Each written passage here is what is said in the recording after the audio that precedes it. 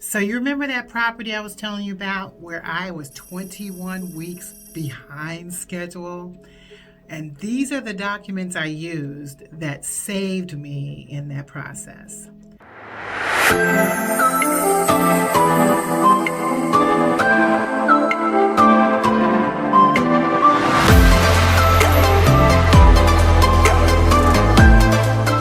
Hi, this is Tony Wade, the Compassionate Investor, and here in this episode, we are going to talk specifically about the 6 critical documents that are necessary for contractors when you're creating compassionate investing housing. Now, as we get into this space, let me say that regardless of whether you are building a complex, flipping a house, or launching a new transitional housing facility, and you're working with contractors, these documents are a must. And let me tell you why. They're going to save you so much time and headache. Even when it can go south on you, it can protect you. So please stay tuned and listen closely to each one of these documents, and I'm going to talk about how specifically they are going to help you. So as we get into this space, the first thing you need to know is of these 6 documents, the most important thing about them is it helps create a clear understanding with what it is that you're expecting. There's no doubt by that contractor or anyone else who comes in and looks at it, they know exactly what you're expecting to get done, how you want it done, the timeline that it's going to be done. There's no denying it, and it's in writing. That's the importance of these documents. In addition, as I said, it protects you. It protects you from that contractor who doesn't do what they're supposed to do legally. You have documentation that supports that, and it protects you financially, because you can dig a deep hole for yourself without these documents. And if it ever gets to the point where you are in the court of law and you don't have any documentation to support what you're saying, now you've created something that's his word against you. And if you can't properly position that well, you're not going to win without a contract. It is just going to be slim to none. So this financially protects yourself. And it shows just a level of professionalism that you have. When you have these documents, you're a little different than just anybody else. Mom and pop just having somebody come and do work and they give them some money. You show yourself as a professional. And usually when you show yourself professional, people, will tend to trust you more because you've gone through the proper steps to protect them and protect you. Because it's not just about you either. You're creating that protection that both of you can fall back on. Now, what I have noticed when dealing with these documents, there are some common risks without having that proper documentation in place, because you would definitely run into an issue where your expectations aren't together. So when there is documentation that supports this, there's no doubt what it says on paper. But without it, you may be expecting this, he may be expecting that. Clear misalignment. You have miscommunication, misalignment between expectations. And you want to make sure that you set that expectation up front in what is required. You also run the risk of a delay. If I tell somebody that I want it done in 4 weeks, and these are the things you need to finish every week, there's no denying what you have. But I'm just sitting here giving you words and telling you things. You're not that contractor's not writing everything down that you say and documenting everything that's expected. So by having a contract, it clearly makes sure that your project is going to be where you say it is. Because when it isn't, as you saw in my situation, in my 21-week delay, there's no denying where we were. And without that documentation that I have, I pretty much would be up a creek and probably have a lawsuit on me because I was not protected. So having those type of documents in place clearly sets the stage. Also, as it relates to a budget, your budget, you run a risk of going over budget. If you don't have anything in writing, you know exactly what's supposed to be expected. And if it doesn't or it isn't, then you change it. And I can stress that if you ever have these contracts in place with a contractor and there's a change that happens, in that contract, it needs to be documented too. Because guess what? If it's not documented, it does not exist. I always say that. If it's not documented, it does not exist. And at the end of the day, nobody wants to be stuck with something that is not of the quality that you're expecting. If you say in a contract what is expected and what that deliverable should look like, and you don't get that, guess what? They're in breach. They basically either have to give you what you're looking for because this is what you stated you wanted, and when they don't, there's a breach. They have to correct that. You have a legal protection when you have a contract in place that protects you from getting poor work. And nobody wants to get poor quality of work. You want to get what you're paying for. And if you don't get what you're getting paid for, you have a recourse now because you have a contract that says you're going to get it, and they must honor that. And those are the type of things that you need to think about. Those are the risks that you have when you don't have your proper documentation in place. So as we look specifically at these documents, the first one is the most critical to me, and that is your agreement. In that contractor agreement, and mine is like 6 pages long, okay? But I'm going to tell you, you can Google independent contractor agreement and you're going to get several examples. They all pretty much are similar in what they say, because in that, the purpose of that is to be able to provide a detailed breakdown of specifically what you want to be completed. And that's where I lay it all down. Exactly what I'm looking for, I have it in there. In addition to what I add there, because this is not necessarily, it's more like an additional piece, because I do a scope of work. Some people don't consider the scope of work as a separate document. From it is actually combined with your contractor agreement. I include my scope of work within that, and I have like 4 other things added to that. So in my contractor agreement, I have the details specifically of what I'm looking for. I also have the actual scope of work, including the type of color of paint that I want in the property. I detail that out. I also have my milestone schedule, so it shows after every milestone when you'll get a payment. So if I don't see those things listed, you ain't getting no payment. I don't care. At the end of the day, that's what dictates when you get a payment. I also detail whether this is for material and labor or labor only. You could be that specific so that you clearly state what exactly you are looking for. When you specifically label what it is you're looking for, if they're providing the materials, then you should provide a list of materials that you expect them to get. Something close or comparable to what you're looking for. That way, when we're talking about the quality of work, they can't put these subpar or substandard doorknobs in there and you say these are the ones you want, and they give you something completely different that's a lot cheaper. If you're paying for materials and labor, you're expecting to get the materials that you say you want, and that's why I'm very specific in what I do. Now, I'll honestly say I like doing labor only. When I'm setting up my contract, I'll pay for your labor, which when I pay for your labor and I pick out what I want and pay for it myself, you can't expect to get any money up front. Now, I'm going to say this only because some people, there's a disagreement here. Like when you get someone bidding on your work and they're like, okay, this is a $20,000 job and I need $5,000 up front. Some of them require that. Some of them require half up front before they start. Now, I personally don't like that. That's why I pay labor only. When you pay labor only, you get paid when labor is done. Why would I give you $5,000 and no labor is done yet? I've already got the materials. I'm responsible to make sure the materials get there on the site for you to have, or at least you can go get them at Home Depot at the contractor's desk, or we'll make sure that they're there. But those are the arrangements that we do. Why would I give you money up front for that? Now, I'm going to tell you it's at your discretion, because some people do that still. They'll pay money up front. I personally say, why am I going to pay you for labor you haven't even done yet? But you have a lot of contractors who are, basically paycheck to paycheck from job to job. They're using monies from jobs that they're picking up here to pay the people that are currently working now. So that's why I tell you, when you're getting contracts and you're getting people who are bidding your work, get 3.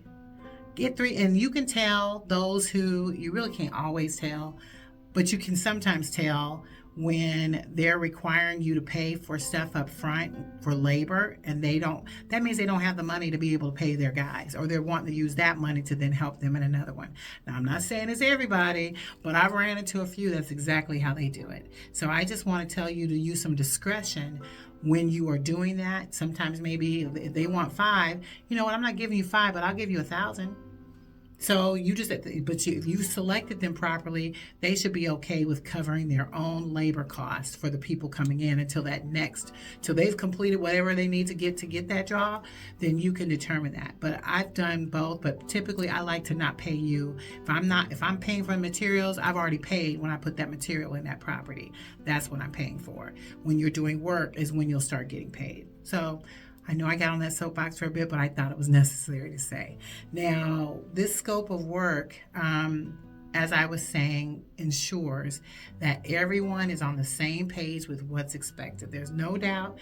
If it's not in there, it don't exist. So once you have that contract in full that lays out specifically what it is that they're to be doing, it says specifically when they're to expect money to be coming out for the next draw, and you've already set the motion for everything. If you're providing materials, you're saying specifically what type of material you're wanting to get, and you make that work.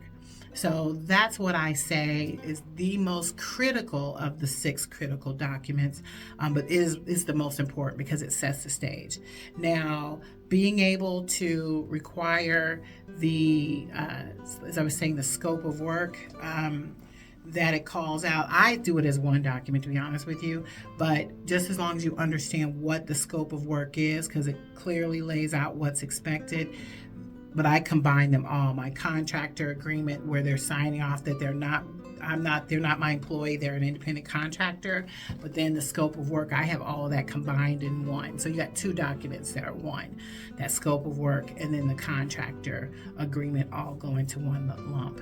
I also do, I require the insurance and licensing documentation. Now, some states are different, in which they may require you to have some type of training that you've had to be a general contractor. I've seen that type of stuff where you're required to have a contractor's license. We don't have one of those. At least I've never really required them to have a contractor's license to show to me. But what I do require them to show me is that they have workers' comp insurance, because you do not want somebody working with them that ends up they need workers' comp, because now that's going to fall on you. So you make them show you their workers' comp insurance. You make sure they show you their general liability insurance certificate. Sometimes, and when they give that to you, mind you, please make sure you call and verify, because they should be adding you so that you are covered if something happens on this job. So they should be doing that. I usually do a phone call to their insurance company just to verify that they have active insurance. It's not just something that they're using and saying is active and it's not. You want to make sure that it's active, because at the end of the day, them being properly insured protects you and protects if something doesn't work well, and then performing that work, that you're protected. So collect those documents, collect the general liability, the workers' comp, and if there is a requirement for a contractor's license, get that too. But that's not as important to me, but this ultimately protects you from liability if an accident occurs on the job. You want to make sure that you protected yourself.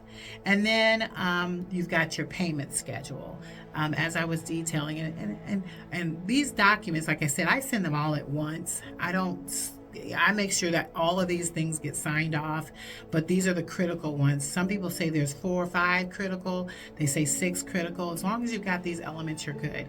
But I also make sure that the payment schedule is done, and you've got your lien waivers. Now, there are 2 types of lien waivers. You're going to have the final lien waiver, and then you're going to have a partial lien waiver. Now, those partials are just as important as the final. As a matter of fact, I think it's more important than the final. And let me tell you why. The partial lien waivers, as you're going through the work, make sure you're getting those signed off. If you pay money, you're getting a lien waiver signed.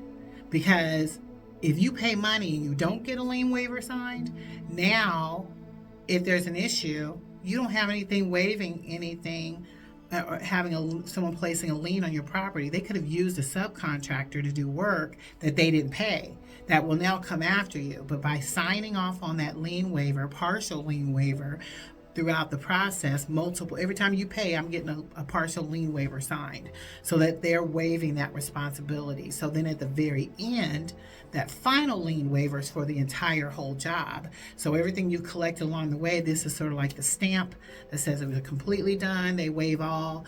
They do a final lien waiver, and if there were any subcontractors that they used, they label that there. I do like to know who they're working with so that, heaven forbid, somebody wasn't paid, that's not going to fall back on me. So in cases where they don't list somebody, you also have it as documentation to say, hey, if Joe Blow comes back and he tries to put a lien on his property, he says he worked with John on the job. Well, John's paperwork said these are all his contractors. Your name ain't on there. So now you've protected yourself from even people who potentially could come in that he didn't list on there, now covers that. So making sure that you've got those lien waivers in place are critical to this process. And that was the one thing, if I had to say, when you do this, it can truly save you. Now, this last set of documents before we get into, got two more, we'll go into some other pieces, but these two documents here are just as important because you've got your W-9 and the tax information, because when you're giving contractors this kind of money, if you give someone more than $650, you're supposed to be getting one of these documents to send to the government stating that you've given somebody money, because they got to pay taxes on that money. So the purpose of this is just to stay compliant with the reporting requirements, because you're required, when you give somebody money, you are to then report that if it's more than $600. So when you report that, with that person's information, it's hard to get that after you've paid them. I'm just being real. I have tried it a couple of times, like, dang it, forgot to get that form. And sure enough, you got to make sure you get that up front. So once you get them to sign off on all that information up front, you get their EIN, their information, where all this stuff is going to be sent. So at the end of the tax year, you can send that to them. That's the document that protects you and makes you compliant, and help avoid any surprises that happen during tax time, because you don't want that impacting your business. You want to be able to document that properly. So when you send that over to them, or when you get them to sign that protects you, and you can send that at the end of the year. The last thing I like is like a checklist. You have like a final walkthrough checklist that basically goes through so you can confirm that all the work that you've laid out in the scope of work has been completed and agreed upon by both you and the contractor before you do a final payment. That is critical. We like to call it like a punch list, to go in and specifically call out things that need to be done, and you can literally show, and I do it based off of the scope of work. You have the scope of work done, then that automatically turns into a checklist, and you're checking to make sure all the things that you say you need done are done, and they're going to sign off on that document, both you and he, that you've walked through that property, everything is complete. He signs off on it, or she signs off on it, and you're done. This really ensures quality control, and it prevents any disputes about any unfinished work. So if you walk through the property, you've checked it off, he checked it off, and then later on you're like, dang it, what about this? Well, you did the walkthrough, right? Was it on the walkthrough? Did you check it off and say it's done? So those are the type of things that protect you as you are getting into this space. Now, how you actually implement these documents, because as I said, every project you must go into with these documents, because when you don't, you are hurting yourself and the ability for you to be able to come back on anything worst case scenario. And I truly like to think of worst case scenarios so that I make sure I've covered myself. If you don't think like that regularly, think like that. Don't always assume everything's going to be perfect and glory whenever everything's done, because 9 times out of 10, you're going to have an issue that you need to resolve. So go ahead and protect yourself going into this instead of doing it on the back end. It also allows for you to, just when they're implemented, and when they're implemented properly on a regular basis, you going in, it makes sure that you've done things proper and in order. I would encourage you on a regular basis, and this is how, if I can say anything from that last job that we had, this is probably one of the fails I didn't get to mention because we failed to check in on it regularly. We had so many other projects we were working on at that time. We trusted him because he was our friend.